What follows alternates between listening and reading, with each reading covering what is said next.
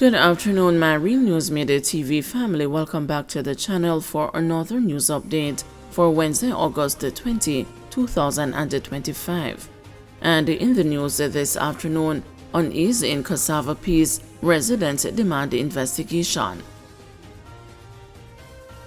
Residents of Cassava Peace in St. Andrew expressed a concern on Tuesday about possible threats to their safety and peace of mind following the escape of 9 men from the nearby Constant Spring police station lockup.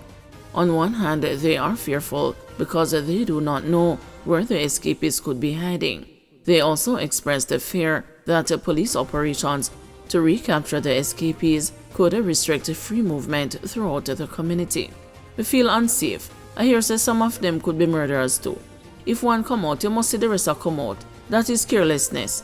I bet you there will be a curfew in the area. We don't want that, one female resident said. We are afraid. Look how much of them escape. We are women and they are alleged criminals. I hope them find them early. Although man and police are friends still, she said. Her neighbor, who said that she was fearful because no one knew where the escapees were hiding, demanded that a thorough investigation be conducted at the station and with those who were on duty at the time of the jailbreak. Over there should be under investigation. How could so many of them escape? Somebody must have let them go. How 8 men escaped from Constant Spring lockup? Not even 1 or 2, the woman asked in obvious disbelief. One of the 9 who escaped early Tuesday morning was subsequently recaptured in a section of Cassava Peace, residents claimed.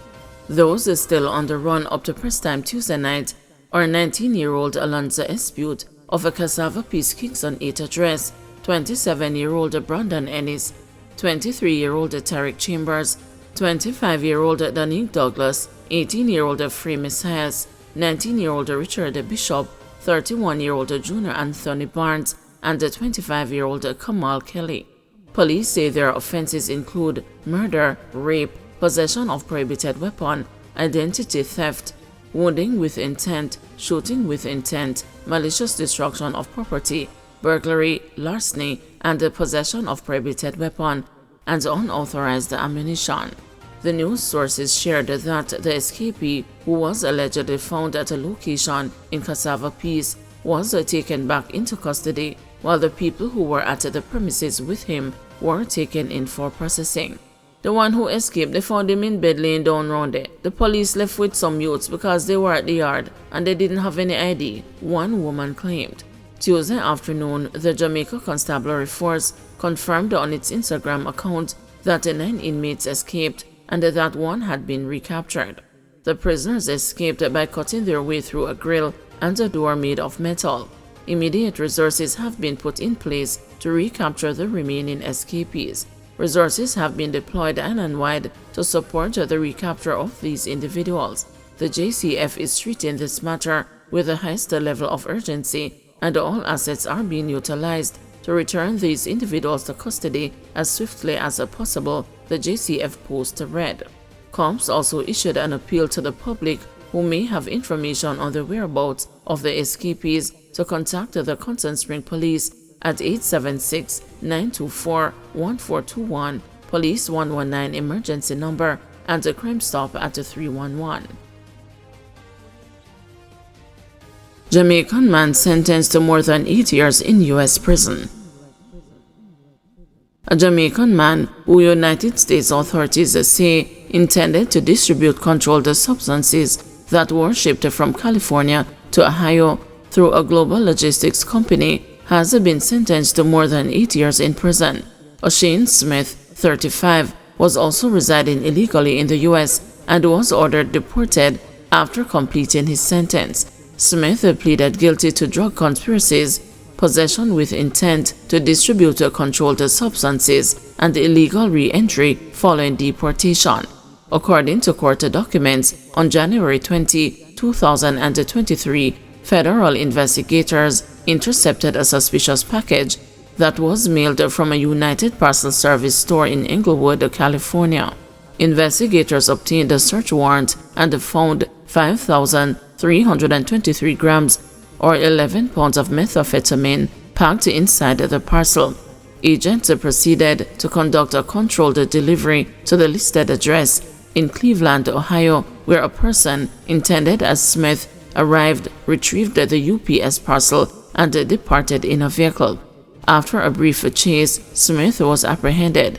He reportedly admitted to being offered $1,000 to retrieve and deliver the UPS parcel with the drugs to a man. Smith also reportedly admitted to illegally entering the U.S. from Mexico near San Diego, California in 2022. He had previously been removed from the United States for illegal entry in March 2021. JDC says it alone decides which journalists sit on political debate panel.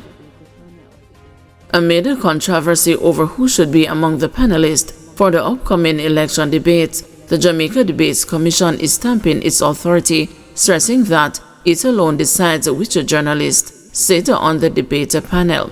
This comes after a now-deleted Jamaica Observer article which reportedly had aspects of the discussions between the two main political parties exposed the names of the journalists who would potentially participate in the debates and their supposed political leanings. The JDC, which faced a raft of questions on Tuesday morning during a press conference, contended that it has the final decision regardless of the JLP and the PNP's preferences. JDC Chairman Brian Schmidt sought to explain the process of selection for journalists as well as changes to the debate format. We look on the journalists that are out there and we look based on the themes of what we're doing for the debates, like social issues, the economy, and so on. We try and look on the talent that is available, and then we create a pool and we say, okay, based on this pool, there are people who are suitable and could handle very well the particular debates, and from that pool, we make a determination of the people who we will actually use. For the first time, we have dropped the opening statements in the debates to facilitate more questions and answers. Following the publication, the PNP and the JLP issued a statement revealing the names of the journalists with whom they were comfortable participating in the debate and those to whom they objected. The JDC, as well as the Press Association of Jamaica, have expressed their concerns about the implications of the releases and how they could affect press freedom as well as the integrity of the debate. Meanwhile, the two main political parties continued to hurl accusations over who is to be blamed for naming journalists and their apparent affiliations. JLP Representative Delroy Williams said despite the party's objections concerning the use of some journalists, it remained open to debating on issues of national interest. We had an objection, but we said our objection was soft, that we had reasons for our objection, but that any choice the debate commission made that we would accept. The People's National Party had a hard objection. I mean, I don't want to go further into it lest I release private conversations within the debate commission setting. You have the right to object, it's part of the process. Taking the defense, PNP debate coordinator for the JDC, Colin Campbell, argued that the opposition did not err in its actions. We thought it necessary to explain the position of the People's National Party. We are not ashamed of our objections. We stated our reasons for the objections. We objected to 3 people. The JLP objected to 4. My objections were independent of the JLP objections. The JLP attempted to get us to negotiate settling between the list. I categorically said no. Meanwhile, the chairman of the Jamaica Debates Commission, Brian Schmidt, has revealed the names of participating journalists in the upcoming debates. Social issues, Saturday, August 23. Our moderator is Janella Precious. Our questioners are Natalie Campbell and Romarda Lyons.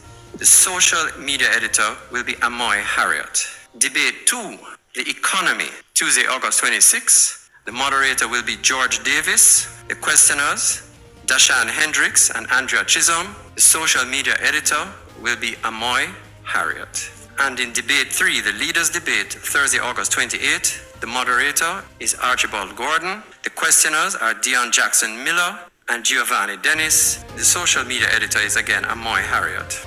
The Jamaica Observer article had included information that both the parties raised objections to the participation of some journalists from the RJR Cleaner Communications Group and the Nationwide News.